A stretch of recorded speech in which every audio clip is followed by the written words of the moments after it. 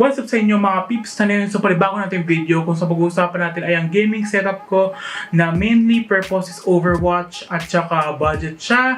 Kasi una muna wala tayong pera na yun kasi quarantine. So without further ado, let's get started mga madam people. So una muna ay yung monitor ko, which is a monitor na Samsung, which is 21.5 inches na monitor na 1080p 60fps lang kaya niya.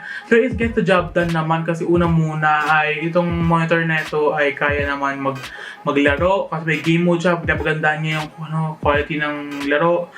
Parang ginaganda niya yung quality, which is yung gusto ko.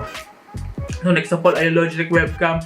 Lagi ko lang pa yung buong pangalan sa down below kasi unang muna hindi ko naman alam yung mga pangalan ng mga nito, peripherals nito. So Logitech webcam siya na 480p na webcam, which is mababang quality pero at least maganda yung microphone.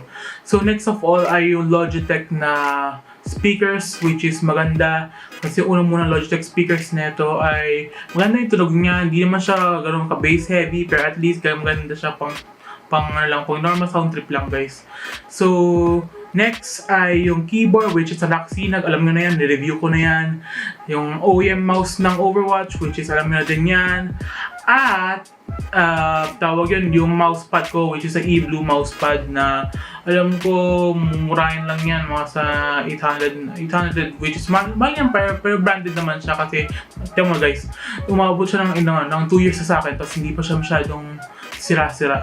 So lastly ay yung PC, which is i7-8700 GTX 1060 at 16GB of RAM, kaya pwede na siya pang Overwatch guys.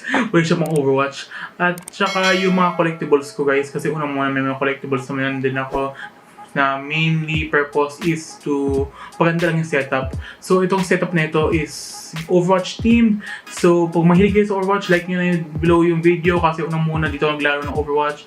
Tapos pag gusto nyo maglaro ng Overwatch, lalagay ko din yung link sa below kung paano makabili ng Overwatch sa website nila. So thank you very much for watching. Salamat sa 131 peeps dyan. So thank you very much for watching. Peace out. Bye.